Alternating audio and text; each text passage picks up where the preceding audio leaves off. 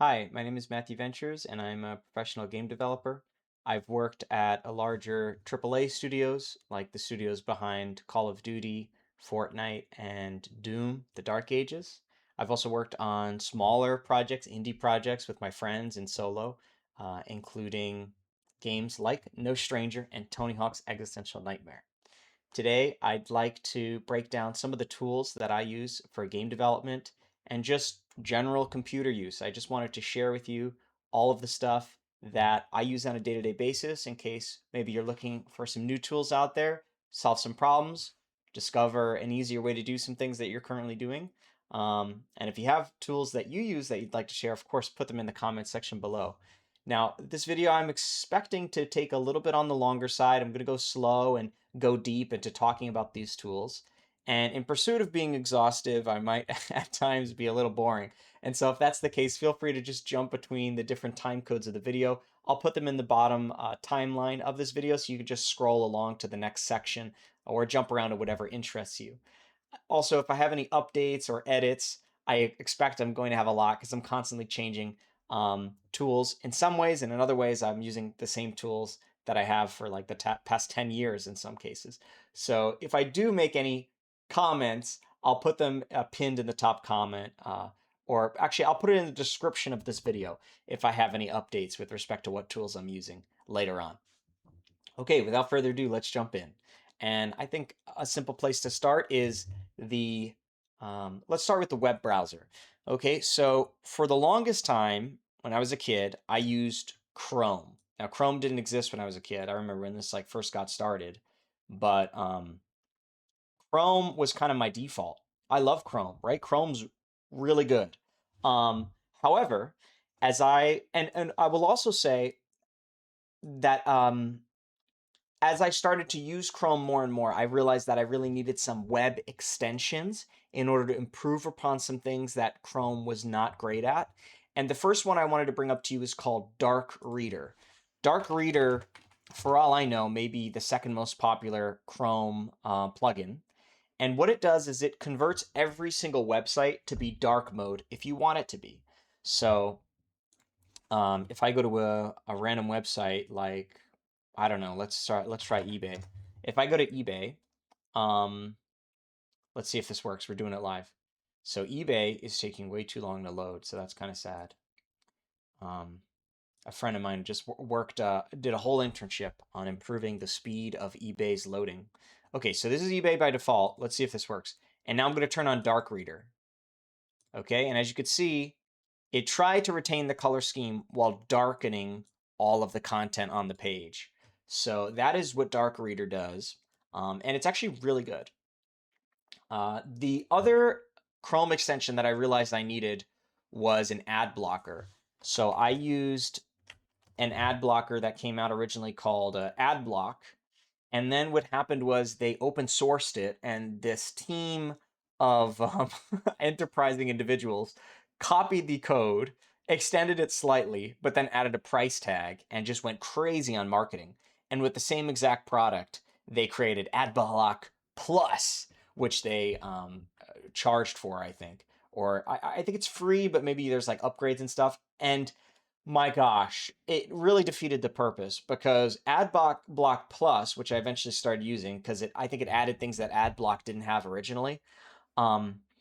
They have so many ads, and I know it's a little crazy to think, but like this ad blocker has so many ads, it defeated the purpose of even having an ad blocker at all.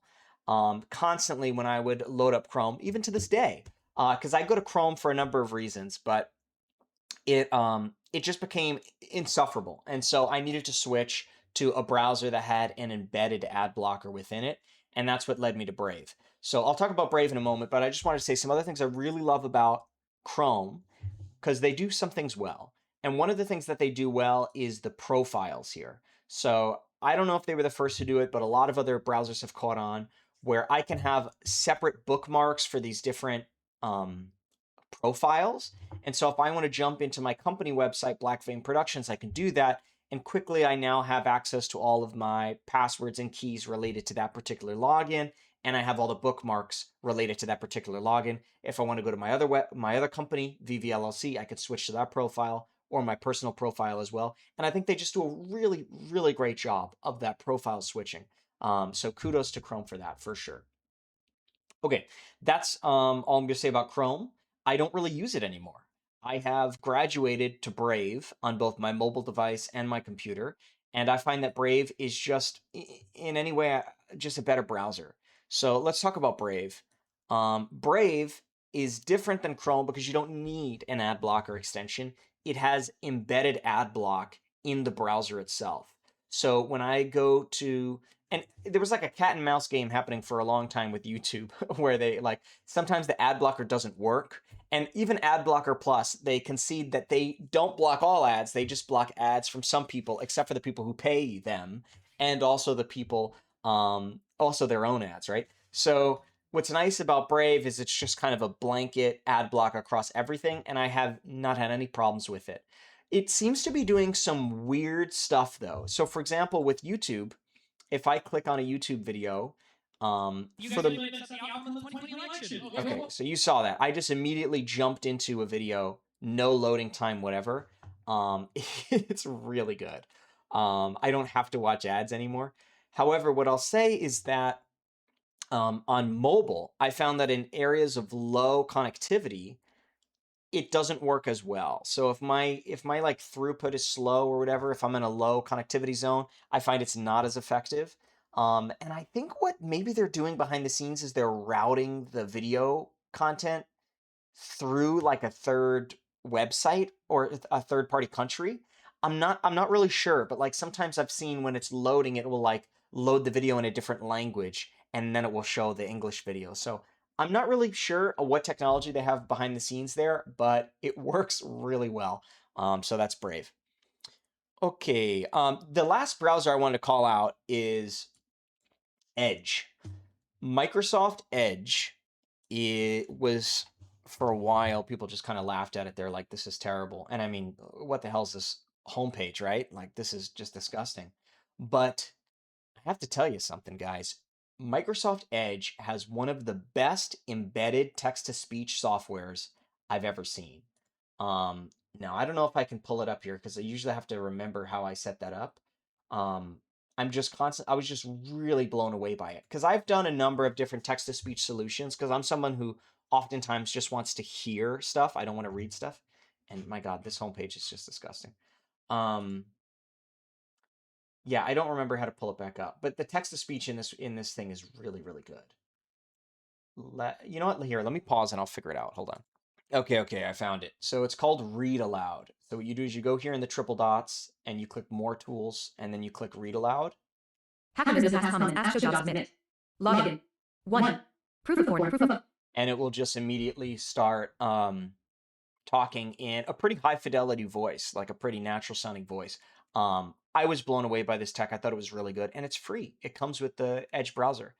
I've also in the past used something called Natural Reader, which is not free. And in fact, I found it quite expensive, and that's why I ultimately stopped. But the voices are really, really good for Natural Reader. So that is a nice kind of paid solution if you are interested in it. And that's for TTS, text-to-speech, on the web browser. Okay, so the next thing on that topic, let's talk about audio and video. The first guy we got to shout out is VLC, okay? A lot of people wonder, did I name VVLLC, my own company, after VLC? And the answer is no, but I do love VLC. This traffic cone has brought much joy to me in my life, and it is an open source video player, and it's one of the best. It's very, very good. I love VLC. Okay, the next thing to talk about is, well, you know what? Let me just quickly show you OBS. So I'm currently recording in OBS right here. This is me. OBS is another open source software, and it's very good. A lot of streamers use it. It has a lot of capability for streaming, but also for VOD content, video on demand content, like a YouTube video that I'm creating now. I'm really impressed by this software, and it's so deep. I've been able to customize it a lot, and these days, like when I'm making my videos, I'm just trying to make it simple, and I think they do video really simple. It's easy to use. It takes a while. It's a little scary at first, but once you figure it out, like, I think learning OBS is definitely worth it. Back in the day when I was a kid, I used Bandicam. But yeah, OBS is great. I think it's a premier. And it's always nice when an open source software kind of leads the pack in terms of its functionality. Um, Maybe we'll jump to the side for a moment just to say that I'm a really big fan of GIMP. I'll pull up some GIMP now. Okay, cool. So this is GIMP. GIMP is basically like an open, I don't know if it's open source, I think it is, version of like Photoshop. And this is primarily what I use for all my like image editing needs, and I think it's fantastic. It is missing some of the modern feature set of Photoshop. So for example, it doesn't have generative fill, which is probably my #1 request from Photoshop, or I guess for GIMP to support from Photoshop. But overall, I find it's a really good solution for a lot of the basic image editing that I need as a game developer. Now, I don't often create content. Often I'm remixing it or editing 2D visuals, but for those purposes, it's really good. Okay, the next thing I wanted to talk about was audio. We're still talking about audio, and I wanted to show you Spotify. So I use Spotify. It's a desktop application, but also has a phone app, and they have a really amazing connection between the two. Honestly, it's like best in class, where you can control what's playing on your desktop from your phone, which I think is really cool. I also have it connected to all of my Alexa speakers around the house, so I can quickly say, play this song and play it everywhere in my house. And then, if I'm feeling a song, I could push play, walk downstairs. I hear the music in the kitchen. I hear the music in the garage. It's just the whole house starts bopping. I think they do that really well. Also, I really like Spotify's Discover Weekly feature. So this is every week they create a new playlist based on the songs that you've listened to. And I find it as an amazing tool to discover new music. And as somebody who, like, just in general, I'm someone who likes to really try new things. I'm like a very, let's say, a dilettante person. I really appreciate the Discover Weekly feature, and I think that alone might be worth the cost of the premium subscription that I pay. However, the content offering recently got much better, and they now include several hours of audiobook listening within the content offering as well. So if I'm a premium and the artists hate that because it's coming out of their cut. And the artists were already paid like nothing in Spotify. So I'm not saying it's good for the artist, but for the consumer, it's amazing. The content offering for Spotify is so good. You've got the audiobooks, you've got the podcasts, you've got the music. There's just a lot of really great stuff that's in this app. And they're exploring a little bit into video content, but I don't think they've done that quite successfully just yet. But that is Spotify. Okay. And while I'm here, I also wanted to shout out another, I believe, open source software called Audacity. And I use Audacity for image editing. Or sorry, not image editing, sound editing. Audacity in particular is really good if I want to quickly create a track, or let's say convert a track from stereo audio to mono. It does that really easily. It also makes it really easy to convert any track into sort of like a looping track by going into the effects and cross-fading the tracks. So there's a little trick to do that, easy to YouTube how to do it. But Audacity, I think, is just a really great software at doing audio editing. I really like it. Okay, that's everything. Oh no, there's one more thing I want to talk about in terms of audio visuals, and that is Filmora. Okay, so this is Wondershare Filmora. I love Wondershare Filmora. The worst part about it, so let me say the good parts first. You can buy a lifetime subscription to this video editing software for a one-time fee. Now tell me how many great video software editing has that offer, right? A lot of them are these sort of ridiculous subscriptions. And I love that you could just buy it once and kind of be done. So that's Filmora. It's very good. However, it's constantly sending you updates that say, hey, install the latest version. However, when you bought the license, it's only for the version you have. So this is kind of like a trick, because if you install the newest version, then you have to buy the new version. So I constantly have to say no. And I don't know if there's a way in the settings to tell it to stop telling me that, but but it is what it is. Okay, Wondershell Filmora is really good. Now, I've used a ton of video editing software packages, and I have to say that how do I say this? Like, a lot of them are very hard to use, or they're easy to use, but they don't have the functionality that I need. And I feel like Filmora does it all. So this all the content that I'm referencing here, all these video files, I've deleted from my computer, so they're kind of broken right now. You can view it Filmora tutorial online if you want to, but you've got the multi-track editing here on the bottom, which is fantastic. You've got kind of the timeline sweep here, so you can control that. And you can really, really easily add transitions and effects between your videos, which I appreciate a ton. I wonder if I have any videos that I can pull up here. I don't think I do. But yeah, it just makes jumping between clips really easy. You can go here, and then you've got like transitions up here, and you can kind of just drag and drop a transition immediately between two clips. And kind of everything's drag and drop and super simple. And I think for what it does, like, it's just a breeze editing videos in Filmora. And editing videos is kind of the hardest part of content creation, I would say. Like, it's easy to be in front of a camera and chat.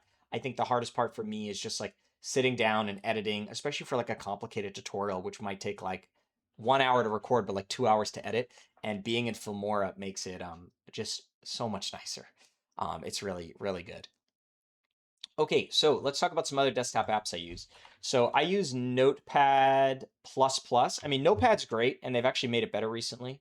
So this is, what is this? So this is Notepad, and actually, honestly, this looks pretty nice. But I started using Notepad++, so I use that at work sometimes. I actually don't even have it installed on this computer, so maybe I shouldn't be saying that because, honestly, I have moved over to Sublime as my #1 text editor. I love Sublime. Sublime is fantastic. Sublime's another one of those software where I bought the premium version. Actually, it was a gift from this company I was working for a long time ago. And I'm working with Sublime version 3 here. And I think they're on version 4 now, but I just never upgraded because version 3 is great. And Sublime is just a beautiful text editor, and it does everything I want from a text editor. And I don't know what else there is to say. Oh, well, let's talk about this thing on the right-hand side here, because it is best in class. There's nothing quite like it. On the right-hand side, I can preview my document. You see, I kind of have a small map there, and I can very quickly kind of orient myself to different stages of the document relative to that little map in the top right. So I really enjoy that. This is a document I'm using for quest tracking in a game that I'm playing called Escape from Tarkov, favorite game of all time. But yeah, I really like this little document map view on the top right. And I've tried to embed like something similar as an extension in Visual Studio, and it just doesn't come even close. So it is that is what it is. Okay, the next desktop app that I use is called Wallpaper Engine, and you're actually viewing it right now. It automatically creates like cool wallpapers on my screen that change out every few seconds. And I've basically just gone through and curated a selection to choose kind of like the high fidelity wallpapers. Okay, so here's what Wallpaper Engine looks like. I do use it from Steam. Steam is the main client that I use for all of my like gaming. Steam is really good at that. I have a ton of games here, like probably hundreds or like 1,000. And Wallpaper Engine is one of them. And this is a more of a utility, I'd say, than a game. Though there are some wallpapers that are interactive and are actually games. But the idea here is that I can just kind of curate a playlist of a bunch of wallpapers that I like because I think they're high fidelity or whatever. And then it jumps between them in a sort of playlist fashion. And I believe this can also be used as a wallpaper on your lock screen, though I'm not sure if I actually have that set up. I think it's just for when I'm in the game. Okay, so that's Wallpaper Engine. And the next thing I want to talk about is Macro Recorder. Okay, so a lot of times when you're doing software or like work on a computer, you need to do like repetitive tasks. And I'm not going to explain that in detail, but basically the way that Macro Recorder works is it does everything I wanted from a Macro Recorder. So I could push record and I could say, click over here on the screen and then drag down here and then click over here twice. Push stop, go to playback, say do that 100 times or whatever. I'll say do it 5 times, push play, and then immediately I've got no hands on the mouse. It just immediately does all the macros that I wanted.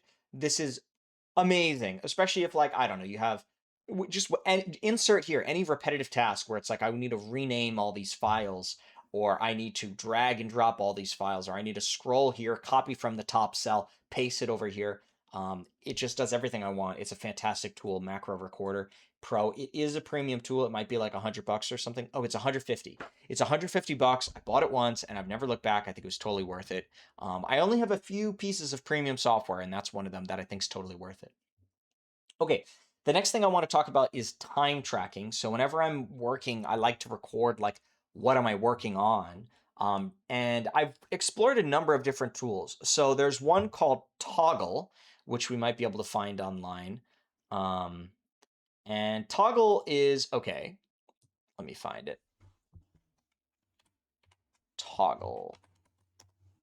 So Toggl is the sort of time tracking app that just kind of lives in the bottom of your screen, and you can kind of push play and it will start recording like what you're doing.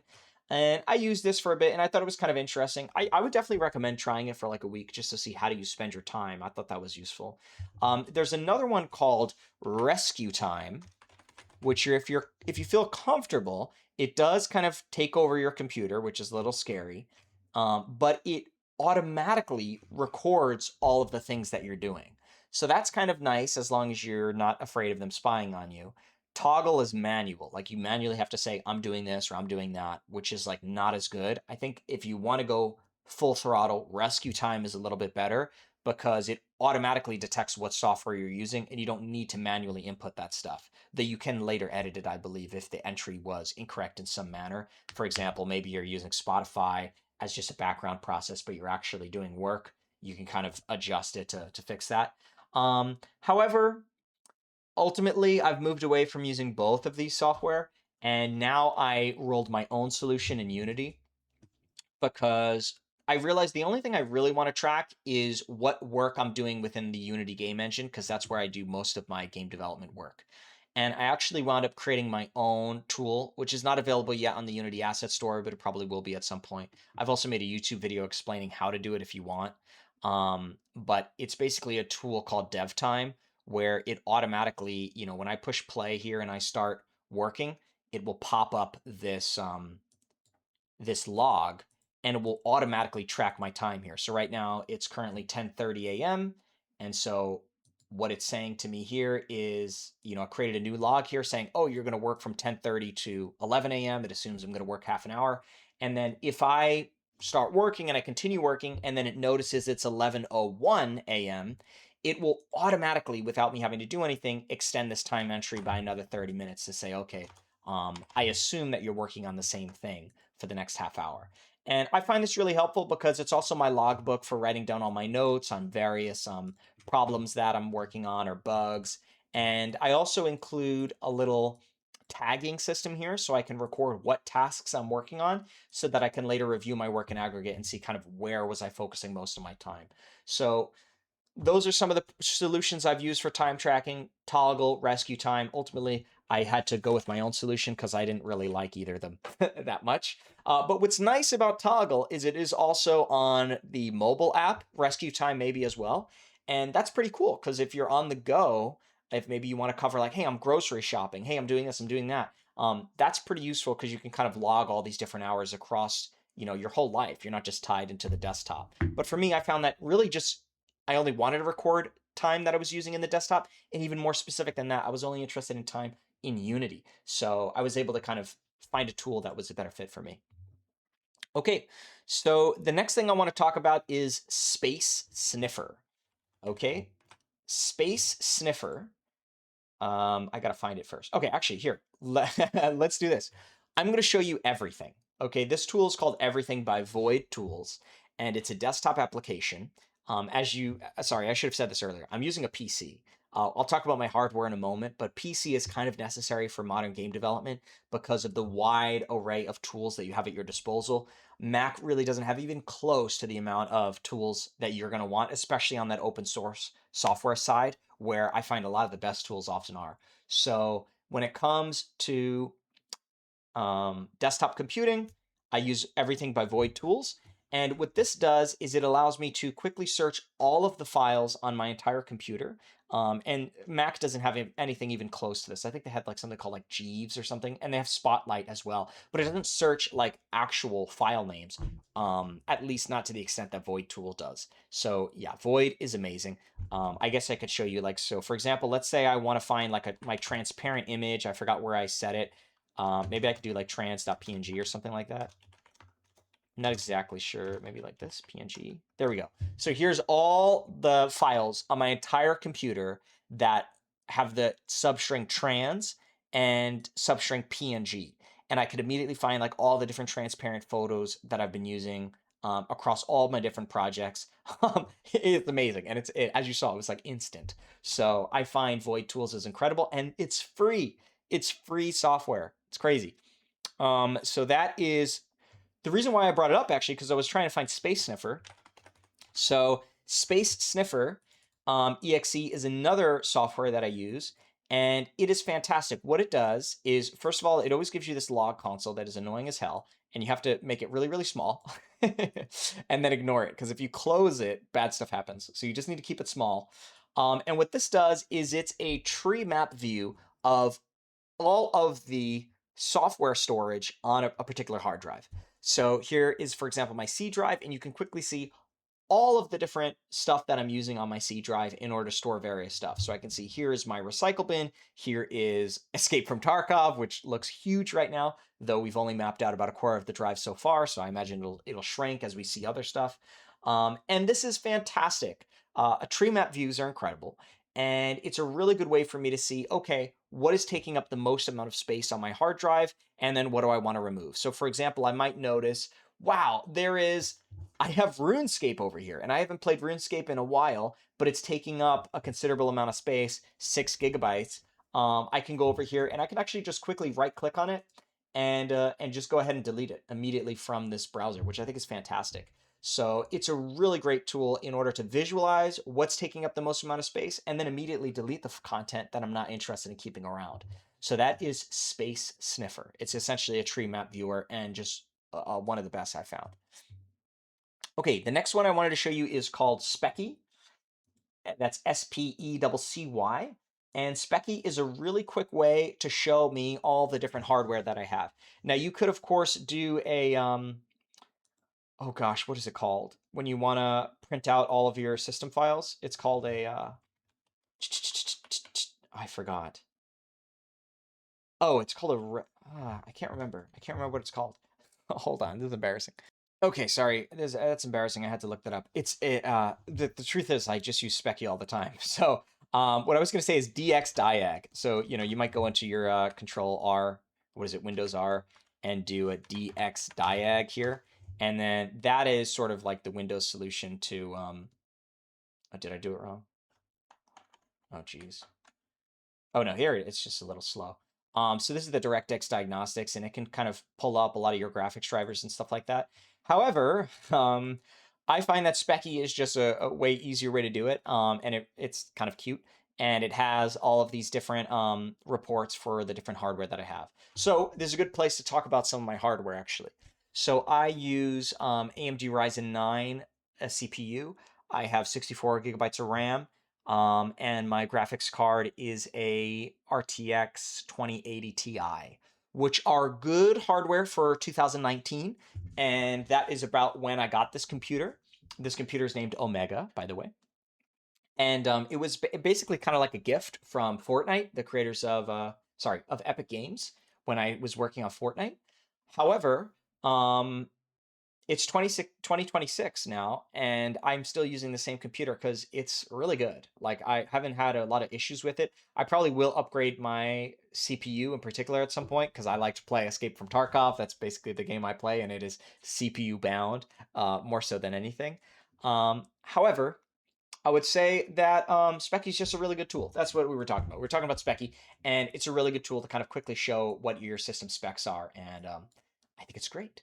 Okay, the next tool I want to show you is WinGrep. Let me see if I can just pull it up like this. WinGrep. All right, I don't know if I have it installed here. I've got it over here in my program files. So the way that, or sorry, it's called GrepWin. Excuse me. And basically what it does is it's a way to execute the Linux grep command, or maybe it's a Unix grep command, on your Windows machine in order to quickly search and browse through a number of files that contain stuff. So I showed you earlier void tools, right? Everything is really good for finding stuff of a certain name. I actually just used it now to find this WinGrep. However, what GrepWin, excuse me, I'm calling it WinGrep, but it's called GrepWin. What GrepWin is for finding content within a file. So for example, I can search through my assets folder of my game, and I can search for, I don't know, maybe I can search for the text debug. And then what it will do is it will search through all the files, and it will find the ones that include the text debug, not within the file name, but within the file contents. And so that is extremely helpful if maybe you are working ideally in a non-binary asset game engine, and you want to search for, where is this referenced? It's kind of like, you can do find references, you can do a control shift search to find all the places where, I've mentioned a certain text in my code, but that doesn't actually search my data files. And GrepWin is really good for that. But of course, they need to be non-binary files. So you may run into, your mileage may vary there. So that is GrepWin, another really good Windows tool for kind of searching content. Okay, and I think that is everything I have here for some of my favorite desktop apps. We started talking a little bit about hardware.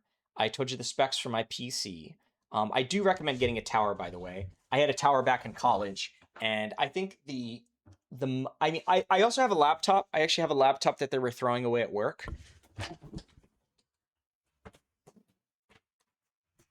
And so this is the guy that I have now. I never wound up buying a laptop, or at least I haven't bought a laptop in a while. I don't even know it's an Alienware M15, and it's pretty good. It's pretty good. I guess it's probably a little old too, like my desktop computer, but I haven't had any problems with it, so it is what it is. If it ain't broke, don't fix it.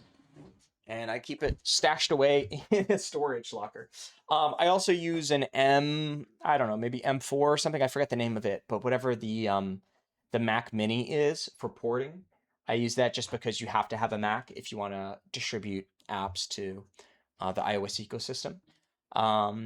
Some other tech that I use is I have the Sony ZV-E10. That's my microphone. And I also had the Sony ZV-E10 is my camera. I've previously used that for recording video, but now I just use this little Logitech webcam I have up here. I don't even know the name of this thing, and I don't want to move it because I don't want to make it sideways again. But I basically just use a little like webcam now. And the quality is good enough. Like as long as it's like 1080p, I think that's fine. You don't need like a 4K webcam, especially for YouTube where half the video rendering is like 1080 anyway. So I use that. What else should I say? My microphone is a Deity VO7U. And then for my audio, I can actually, here, you know what? I will move the webcam. Let me move the webcam because I want to show you some stuff here in my setup. So here, I could probably see what the name of this webcam is now. Oh, it doesn't actually say it anywhere on here. Well, it's a Logitech webcam, I'll tell you that. Okay, so here's what my PC looks like. I'll talk about my hardware for a little bit and just kind of give you a brief overview of my setup. So first of all, I always have my PC with the fan facing me. That's because I want to see all the jiggly bits. Okay, I'm constantly using ports and pulling things in and out, and so I want to have quick access to that. The other thing that I'll note here is I do have an Ethernet connection, but I find like Ethernet sometimes it's like crappy or it doesn't work or whatever, and so I also have a I don't know if you can see it, but I have an antenna for an actual Wi-Fi connection as well. Sorry if my audio is like terrible. I'm like running around right now. I wasn't planning to do this. Over here, I have an audio output switch. So this switch goes to my speakers, and then this switch goes to a wired earbuds. And I use something called Truth Ear, which are not earbuds, they're called in-ear monitors. And they have slightly more advanced technology. They cost like maybe like $50 or something like that. It's not that expensive, but they're really good. And I like them because you don't have to wear like the weight of a giant headphone on your head. They feel like earbuds, but they kind of provide a lot of the benefits and the spatialized noise that you would get from an actual headphone setup. And then over here, I basically just have a ton of USB output ports. I actually route my MP3 audio through a USB port. I'm not really sure why I do that. I can't remember. but but that's that. Okay, so that is a quick overview on kind of my setup and how I like to set it up. Cable management, never heard of it. My cable management's a bit of a mess because I'm honestly constantly pulling out cables and installing new hardware. I find that I have to jump around hardware a lot, and so back in the day, I put the cables like through these like nice sleeves and stuff, and I just found it was a waste of time because I was constantly pulling it out. Oh gosh, I was hoping I could show this to you. This is a Streamdeck, STREAM, not to be confused with the Steam Deck. That's something different. This is a Streamdeck, and it's basically a board of like short macro bindable buttons. And I used to use it all the time. Now I don't really use it very much. I still have it around, but it's like collecting dust on my desk. Like I thought I was going to use this hardware a lot more. I actually bought a whole separate version for my desktop computer, and it's useful sometimes, right? But like, so I would say the main use of this is if I have like I would say the main use, honestly, it's going to sound silly, but like the main use of this macro is if I want to type something out constantly that I think is going to take a lot of time. And so in those cases, I'll use it. But like, for example, let's say that you have like a certain way you need to like, let's say you're writing code and there's a certain line of code you have to write constantly. It was helpful for that reason to just have a quick UI. Like, I mean, you could have a little like picture on the screen and you could just click that picture and immediately it'll type out whatever text you need. So I found that was really helpful. I just haven't been doing it as much. Like I haven't really found the need recently, but basically, yeah, that's a Stream Deck and it's really good for macros. I've actually customized it and spent a lot of time like working on it, but I just haven't had the use as recently. It kind of just depends on what you're doing. Like sometimes you're doing work where you need to do that a lot, other times less so. Okay, so yes, I am using a Windows machine, but I will say that, and I'm on Windows 11, but a lot of the things that come with my Windows, I needed to change because out of the box, it had a lot of problems that I didn't like. And so now I'm going to go through a lot of the customization that I do to the Windows operating system and kind of my experience with it in order to improve the behavior. So the first thing I'll explain is that when I want to increase or decrease my volume, you'll see a little pop-up on the bottom there. Oh, by the way, sorry, I didn't talk about my mouse or keyboard. So obviously I'm using a, okay, let me show you. So I don't know if let me see. I'm using Logitech for both. I have a G213 keyboard. I love this keyboard. It's really nice. And it has a numpad, which I don't care for. I really don't need the numpad. I don't use it ever. But I do use these media buttons over here in order to jump between like Spotify or change the volume. I find that having this embedded in the keyboard is really nice. I used to have a volume like slider, which is like a separate piece of hardware, which I'd use to turn up and down the audio. But having it embedded in the keyboard, I find is just better. And I've bought this keyboard a few times now because whenever I go somewhere, I want to use this exact keyboard because it's great. And then for the mouse, I use, let's see, it says G502 Hero with whatever the default weight settings are. And I love this mouse because it has a ton of buttons. It has so many buttons, and that is really critical for a game like Escape from Tarkov, where there are so many keybinds. You want to bind basically everything, so I find it's really useful for that. So that's some other hardware stuff I should have mentioned before. And now let's talk about Windows. So I was just using this button in order to increase and decrease the volume, and as you saw, it came up on the bottom middle here, but I haven't seen it in so long because I've totally disabled it, but Windows by default has this giant bar, it looks kind of like this, pop up on your screen whenever you change the volume.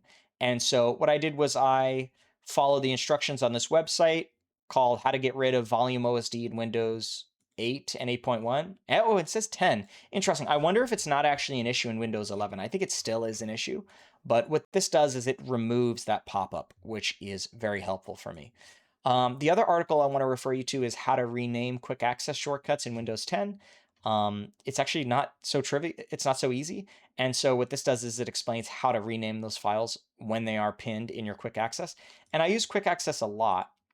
So if I go here in home, oh, by the way, I hate the way that they redesigned this. I'm really unhappy with it. But under here in home, I have like quick links to like a bunch of different folders that I'm constantly going to for Tarkov and like game development and stuff like that. So it's helpful to have them here. I use quick access a lot. I actually find it is helpful, but to rename it would be even better. Okay. So yeah, it's kind of a rigmarole. But if you want if you want to do the renaming, it is possible, and here's how to do it. Okay, let me see what else I have here. So that's quick access. Let me pause. Okay, I was a bit confused. So actually, in order to have the quick access, I believe you have to follow this YouTube video, which explains how to restore that feature, because by default, I think it's hidden. So I followed this tutorial, how to restore quick access pinned folders in Windows 11 in order to get it working again in Windows 11. Because with Windows 11, you got some new features like, I mean, Paint is better, Notepad's better, but a lot of these other features kind of got worse, and so you have to fix them. What else? Okay, so for the Windows date format, I strongly prefer, so I guess the American way to do a date is like, I think it's, you do month and then you do date and then you do year. And I just think that's ridiculous because it should be small, medium, big, not medium, small, big. So the way that I do dates is I do number, then I do 3-letter acronym, then I do year. Sometimes I'll spell it out, sometimes I'll abbreviate it, but usually I'll spell it out. Actually, I'm not sure. I guess I can't remember. Sometimes I'll abbreviate. I'm not sure. But basically, I do a date something like this. I find that this is my preferred date format. In most cases, I don't know. Let's see what I did in my log here. I did periods in this case. Oh yeah, I actually do prefer periods than dashes. But something like this is fine. And this is essentially what they have down here in the bottom. So this is the preferred date format that I use. And in order to set this, what did I have to do? I needed to do Windows R, then what is this? intl.cpl. Okay, that's Windows R, intl.cpl. And then here within region, I set the short date to DD triple M double Y. Okay, so that's how you configure that on Windows.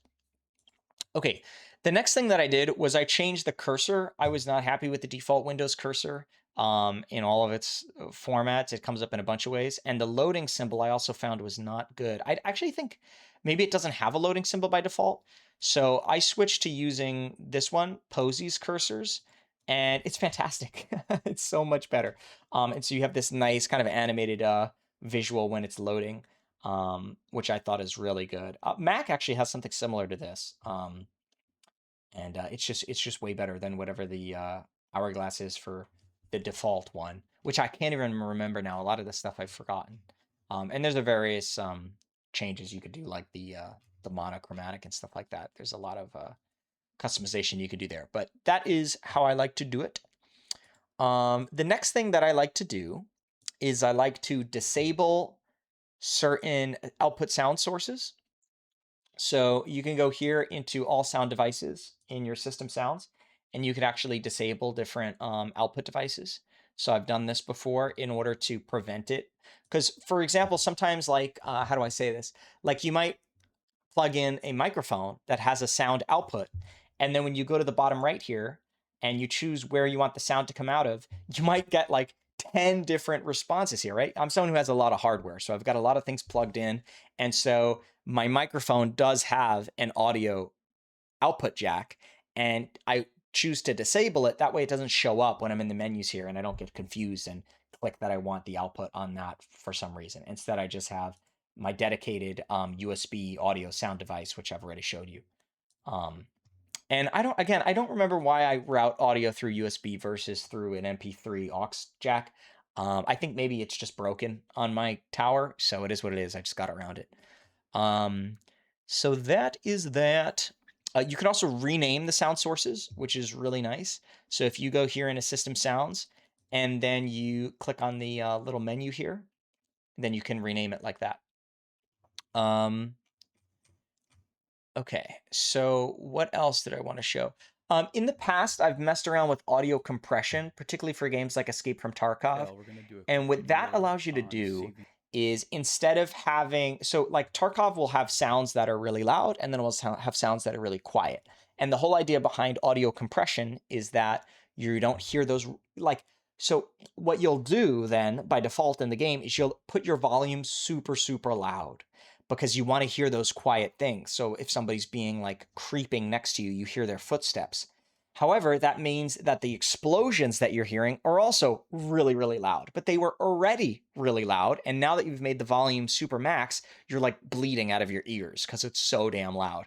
And so what audio compression does is it just makes all the different sounds closer and closer to the same volume. So that super big explosion sounds a little quieter, those footsteps sound a little louder, and it eventually just kind of squeezes it into a middle range that you can then adjust so that you don't feel like you're forced to put everything at super, super high volume just to hear those quieter sounds. So that's the idea behind audio compression.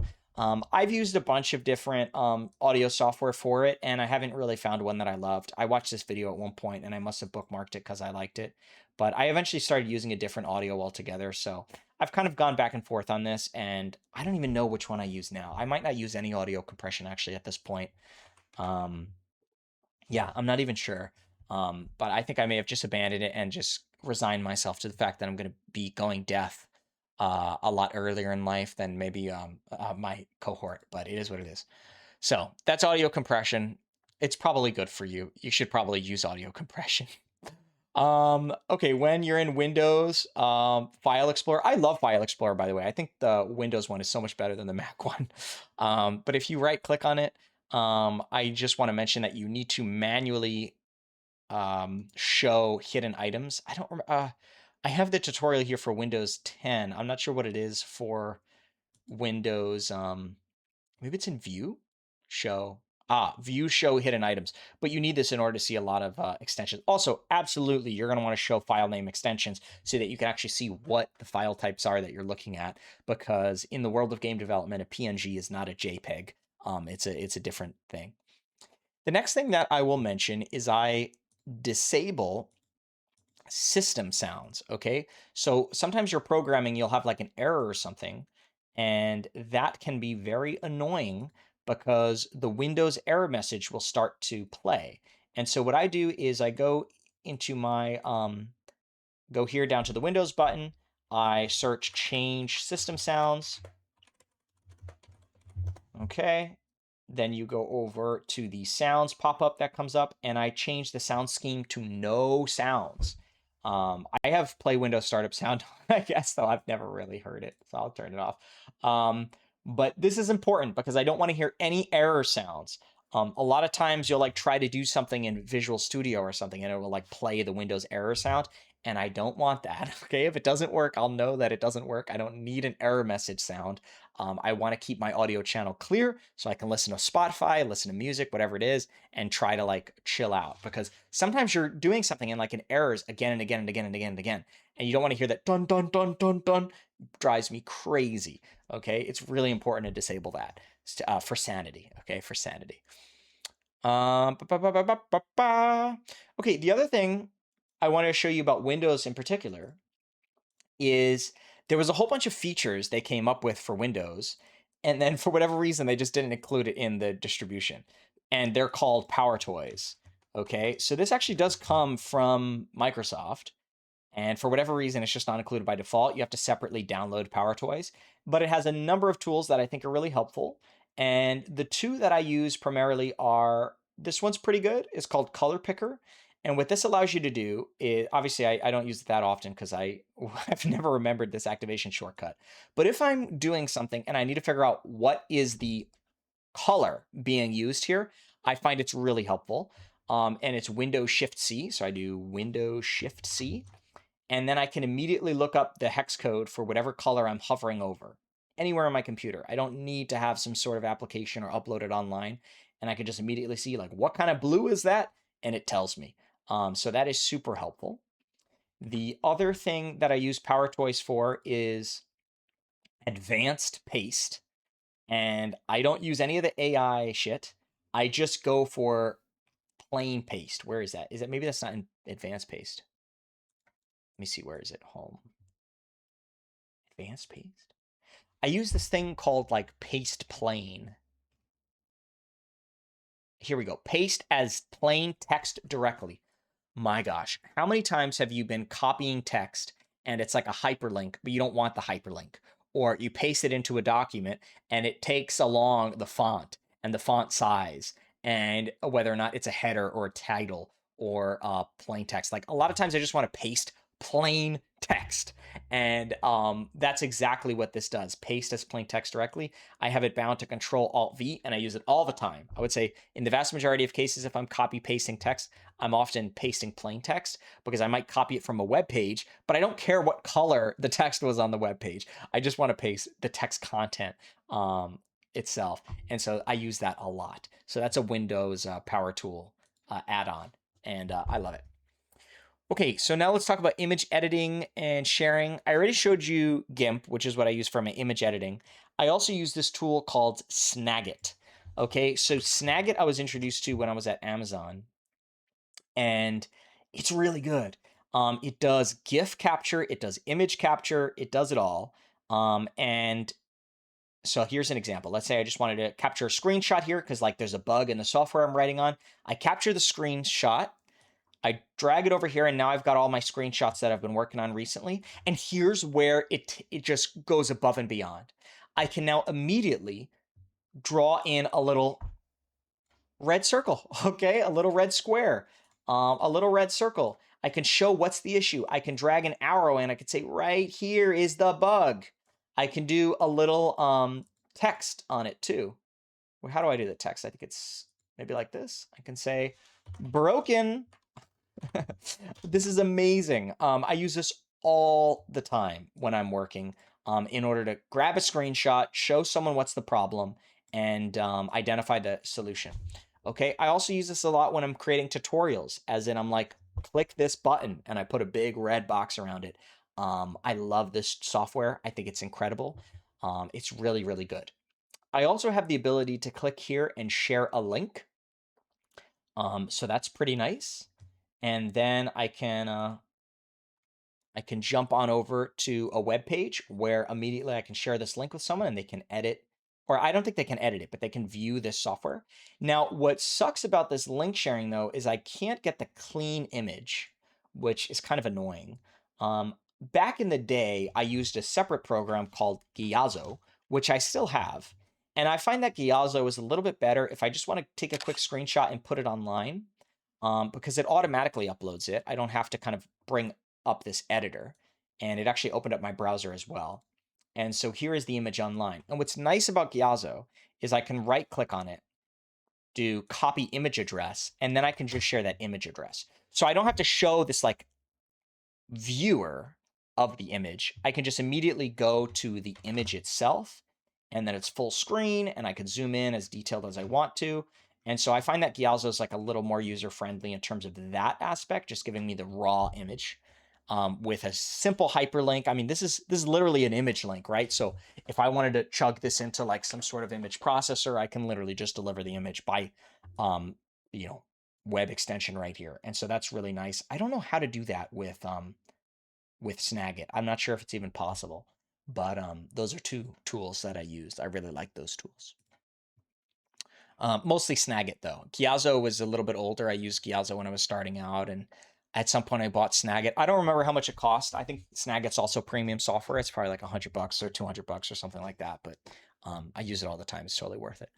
The next thing that I wanted to show is, I won't go into that, but I just want to say that when it comes to editing code, my preferred font is Consolas. That is the font that I use. I usually use a larger font size than most people are comfortable with because I'm a little bit, I don't know, it's harder for me to see. But typically I will edit code when it's kind of like a big font size, and then I'll zoom out if I just need a big picture. Now, what I'd love is the Sublime viewer on the right-hand side here that you saw earlier. And I've added extensions for it, but I just found like, I don't know, the Visual Studio versions are just not as good, frankly. I'll probably add another extension for that at some point, which makes me think, I haven't managed those extensions in a while. There's probably maybe there's a new solution out there that does that, but I'm not sure. Okay, so for managing version control, I use Perforce. No surprise there. Perforce is the industry standard when it comes to version control.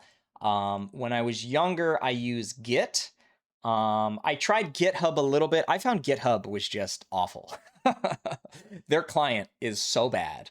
I really disliked GitHub. For the Git client that I prefer, I use SourceTree. I might actually still have it because I do use all right, maybe I don't actually. So I use SourceTree. I think that's pretty good. For my backend solution for Git, I would use Bitbucket. And those are still my kind of go-to solutions for Git projects. But I just find that these days, version control over Perforce is just way better. Like, I think the content offering of Perforce, it's a little bit more heavyweight. And in some ways, it's harder to do stuff. In some ways, it's easier to do stuff. But I would say that the locking of files, especially in version control over Perforce, is just a lot more streamlined. And obviously, the way that it handles large files is much better. Really, with Git out of the box, you can't even do large files. You need the separate Git LFS in order to do that. And I found that a lot of the pricing for like Bitbucket and GitHub was kind of really expensive for hosting large file formats. So eventually it just kind of pushed me away. I was priced out, and I explored alternatives. And then I started getting into Perforce because obviously I was learning it at my day job. And I love Perforce. Perforce is awesome. So the way that I run this is I have a custom Amazon EC2 instance that runs on some dev machine somewhere in Ohio, who knows. And there I have a Perforce server running, and I connect to my own Perforce server, and I store my content there. So it is all backed up. If God forbid a fire occurred and my computer exploded, basically all my content is either on Google Drive or it's on Perforce. I should have mentioned it. I use Google Drive as my storage solution. I do pay premium. I think it's $2 a month to get 1 or 2 terabytes of storage online, and I use it all the time. I've increasingly been using YouTube as well for storage for videos. So for example, if I have a video that's an hour long, rather than upload it to Google Drive and pay for the storage cost, I upload it to YouTube as a private video, and I don't have to pay for that because YouTube, you don't pay for video storage, even if it's private. And that's fantastic for me. I get to upload all my big videos that are HD for various things. Like if I go on a family road trip, I record that. I create a nice video for my family. I can put it on YouTube and share the link privately or non-publicly. But I don't have to pay for the storage solution cost. So that's really nice. I love YouTube for that. And then, yeah, so that's Perforce. So Perforce is great. I like Perforce a lot. And that's all I have to say about that. Okay, so let's talk about Visual Studio. So I know all the kids are using Visual Studio Code now, but I am still using Visual Studio, folks. I like Visual Studio. Visual Code, I've used it before. Let me pull it up. Maybe I'll start using it in the future as I become a UI guy. Oh gosh, do I not even have it installed on this computer? I don't have Visual Studio Code right now. But Visual Studio has way more stuff in it, and you don't need a lot of the stuff, but I find that a lot of the stuff that it has, it's really nice to have. So I mean, I don't know enough about Visual Studio Code to tell you exactly what the content offering difference is, but I found that I prefer Visual Studio. I'll just leave it at that. The Unity plugins that come with Visual Studio are amazing. Actually, the Unity debugger here is low-key insane. You can connect to another machine on your LAN, which is crazy, and it will debug to it. It's really impressive. So if I have the player open, I'm not even attaching to a process. I'm using whatever magic Unity is using to kind of go through my local port connection in order to find the different processes that are running, which I find incredibly impressive. I don't know how the heck they're doing that. It's really cool. And so the Unity debugger is just really, really good on Windows as well. You actually can't use Visual Studio on Mac for Unity, which is crazy. So when it comes to Mac, I switch over to the JetBrains solution, which is Rider, which I know a lot of people prefer anyway. They like the Rider solution. But I find that a lot of Rider's IDE, I think, is routing some of the compiling and linting through Visual Studio anyway, I think. Like, I think you have to have Visual Studio if you're going to use Rider. So I just use Visual Studio and I keep it simple. I've tried multiple times to switch over to Rider, and I just found that, like, I don't know. I feel comfortable in Visual Studio and I like it here. So it is what it is. It doesn't make a big difference to me. I have a variety of settings that I change within Visual Studio options. I guess I could go through some of those here. It looks like within indenting for C#, where's my C#? C#. I'm just going to pull out some that I've called out in the past because obviously it must have annoyed me and I said it in a certain way. Indent case contents when block. I've removed this. So what does this do? Okay, yeah, I mean, that's stupid. I don't know why. I hate indenting, right? Indenting is complexity, and so you want to remove as much as indents as possible. And so I guess by default, it's the case that they indent on the case statements, but the case is already its own indentation, right? Like we are now in the indentation for this is the column of the case, so I don't know why they do that. So I changed that behavior. I'm trying to see what else did I change in my default behavior. Opacity view. What is this? So I guess in C++, I don't have C++ installed on this right now, so never mind. I'll talk about it later. But I changed it so that inactive blocks are not opaque or not transparent, because I think by default it takes your inactive blocks and it makes them like invisible or something like that, or like very faded. And that is just inconvenient because sometimes I want to talk about what's inactive for my local compilation, but is going to be relevant for some other compilation. So I don't know why they do that by default. I use console.ls. I mentioned that before. And we can talk about coding style later. There's probably a lot more to discuss on that. And I don't know, we could talk about code later. I think I'll make a separate video for code in Unity because there's a lot that I could talk about there. We're just kind of talking about like the software in general here. So I guess I'll just quickly explore some of the extensions, kind of a la talking about Chrome extensions and stuff like that. There's a number of extensions I use in Visual Studio. I am constantly searching for the nice, Sublime like browser for the side menu. I've experimented with a few and I found them mostly crap. So maybe there's a good one out there now. I'm going to check that after I finish recording this video. I also use Visual Assist. I don't know if I have it installed in this computer because I probably didn't want to pay for it on my own. But if I'm at work and someone's paying for the license, yes, I am using Visual Assist. It's particularly relevant for larger code bases. For smaller code bases, it's not as necessary. And then what I do here is I bind Visual Assist's keybind. The main thing I use in Visual Assist is Shift-Alt-O, which is like find in files or something like that. And I bind a very similar feature on my desktop computer where I don't have Visual Assist. That way, my muscle memory of clicking Shift-Alt-O when I want to find something is like consistent. And I rebound Shift-Alt-O in Visual Studio to do what Control-T does. So Control-T is basically the default functionality that I would say is closest to what Visual Assist does as their search. Visual Assist is kind of a premium solution, and I think it's a bit expensive. So basically, I just do the Control-T thing, but I rebound it so that it does the same key bind as the equivalent, you might say, in Visual Assist. So that is that. The other thing I will talk about are, let me see, what else do I use here? I've got Output Enhancer here in Visual Studio, but the truth is I never read output logs from Visual Studio. I'm always reading output logs from Unity and then pasting them back in. So we'll talk about that in a sec. So let me just show you that. So for example, if I have a log here in Unity, I have a custom logging solution. So if I double click this, first of all, if I double click this, it's super slow. So this is taking multiple seconds.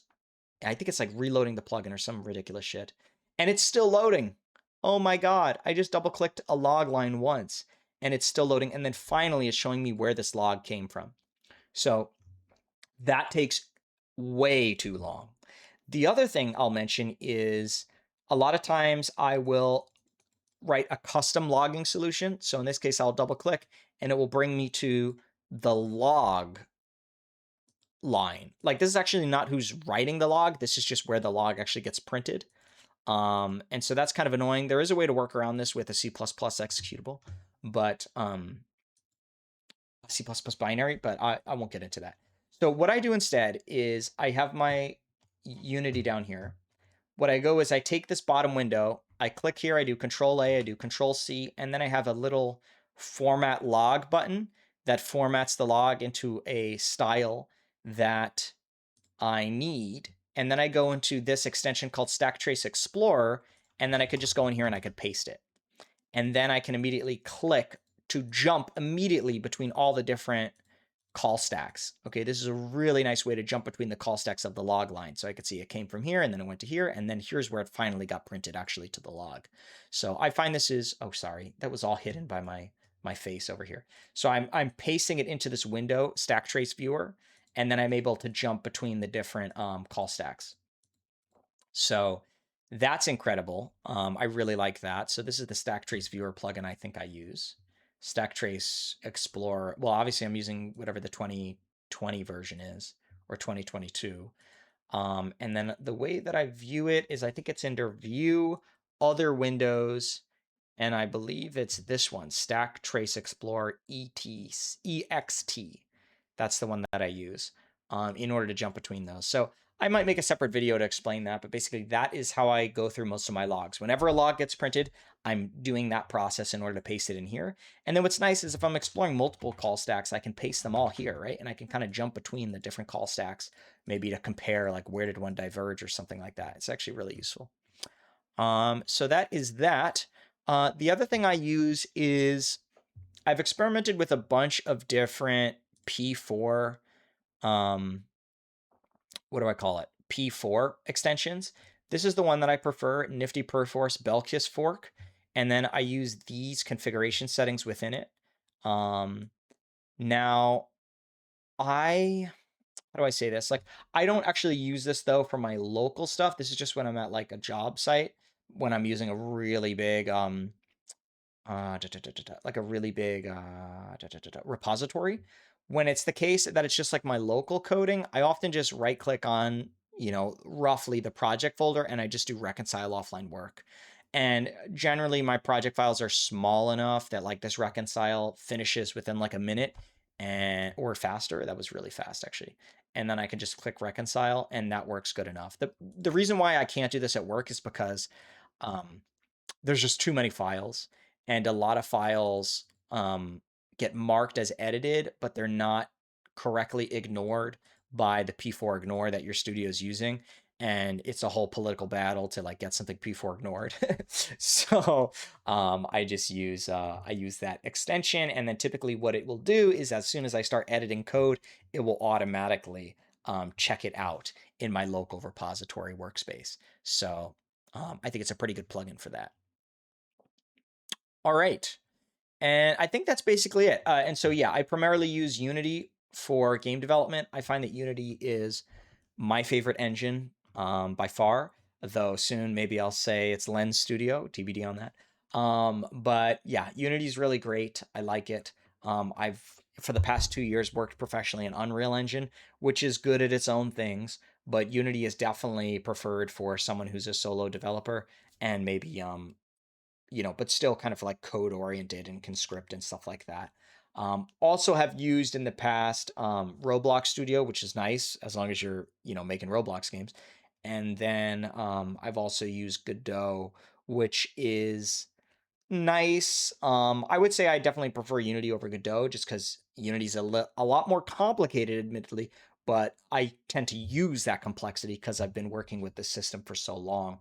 But Godot is probably a little more user-friendly, and if you're looking for a place to start, probably the best place to start, I'd say. If not Roblox Studio to get a real early start with just, scripting and stuff like that.